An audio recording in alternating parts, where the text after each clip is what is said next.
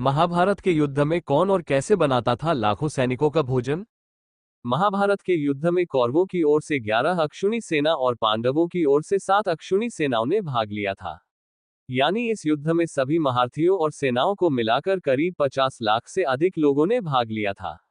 लेकिन यहाँ अब सवाल ये उठता है कि इतनी विशालकाय सेना के लिए युद्ध के दौरान भोजन कौन बनाता था और कैसे ये सब प्रबंध करता था। और सबसे बड़ा सवाल यह है कि जब हर दिन हजारों लोग मारे जाते थे तो शाम को किस हिसाब से खाना बनता था। आइए जानते हैं।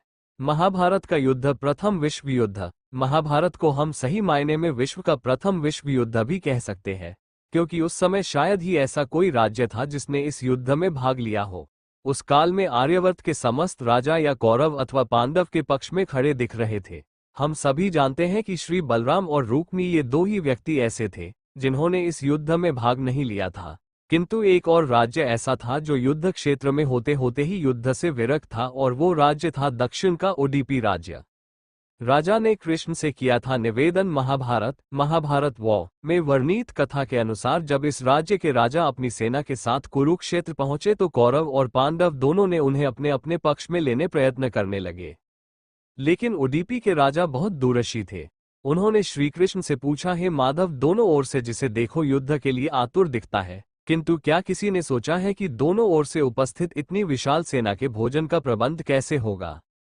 इस पर भगवान श्री कृष्ण ने कहा, महाराज, आपने बिल्कुल सही सोचा है।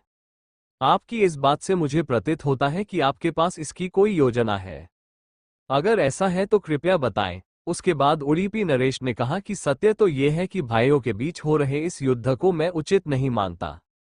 इसी कारण इस युद्ध में भाग लेने की इच्छा मुझे नहीं है, किंतु ये युद्ध अब टाला भी नहीं जा सकता। इस कारण मेरी यही इच्छा है कि मैं अपनी पूरी सेना के साथ यहाँ उपस्थित होकर समस्त सेना के लिए भोजन का प्रबंध करूं।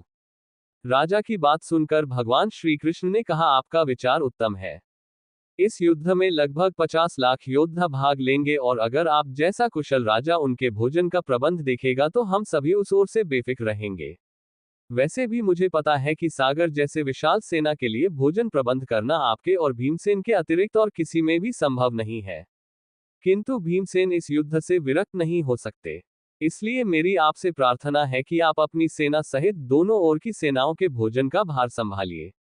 राजा ने संभाली थी भोजन की कमान। इसके बाद ओडीपी के राजा ने सेना के भोजन का भार संभाला। पहले दिन उन्होंने उपस्थित सभी योद्धाओं के लिए भोजन का प्रबंध किया। उनकी कुशलता ऐसी थी कि दिन के अंत तक एक दाना भी अन्न का बर्बाद नहीं होता था। जैसे जैसे दिन निकलते गए योद्धाओं की संख्या भी कम होती गई। दोनों ओर के योद्धा ये देखकर हैरान रह जाते थे। हर दिन के अंत तक ओडीपी नरेश केवल उतने लोगों का भोजन बनवाते थे जितने वास्तव में उपस्थित रहते थे। किसी को समझ नहीं आ रहा था कि आखिर उन्हें ये कैसे पता चल जाता है कि आज कितने योद्धा मृत्यु को प्राप्त होंगे, ताकि उस आधार पर भोजन की व्यवस्था करवा सके। इतनी विशाल सेना के लिए भोजन का प्रबंध करना अपने आप में ही एक आश्चर्य था, और उस पर भी इस प्रकार की अन्न का एक दाना भी बर्बाद ना हो, जो एक किसी चमत्कार से कम नहीं था।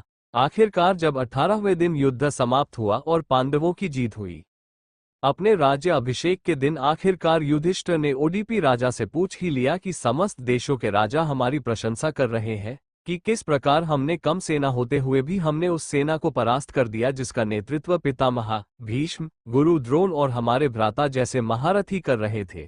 लेकिन मुझे लगता है कि सबसे अधिक प्रशंसा के पात्र आप हैं, जिन्होंने न केवल इतनी विशाल सेना के लिए भोजन का प्रबंध किया, बल्कि ऐसा प्रबंध किया कि एक दाना भी अन्न का व्यर्थ नहीं गया। मैं आपसे इसका रहस्य जानना चाहता हूं। ओडीपी राजा ने बताया रहस्य। अपने जवाब में ओडीपी नरेश ने कहा कि सम्राट, आपने जो इस युद्ध में विजय पाई है उसका श्रेय किसे देंगे?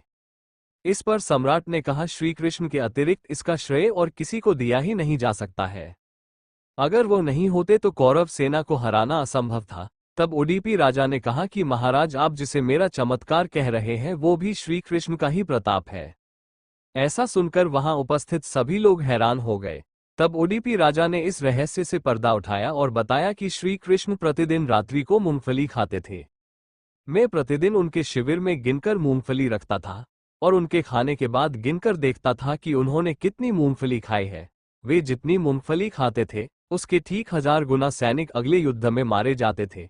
यदि वे 50 मूंगफली खाते थे तो मैं समझ जाता था कि अगले दिन 50,000 सैनिक युद्ध में मारे जाएंगे। उसी के अनुसार मैं अगले दिन भोजन कम बनाता था। यही कारण था युद्ध के दौरान कभी भोजन व्यर्थ नहीं गया। भगवान श्री कृष्ण के चमत्कार को सुनकर सभी उनके आगे नतमस्तक हो गए। ये कथा महाभारत के सबसे दुर्लभ कथाओं में से एक है। कर्नाटक के उडुपी जिले में स्थित कृष्ण मठ में ये कथा हमेशा सुनाई जाती है। ऐसा माना जाता है कि इस मठ की स्थापना उडुपी के सम्राट द्वारा ही करवाई गई थी, जिसे बाद में श्री माधव आचार्य ने आगे बढ़ाया।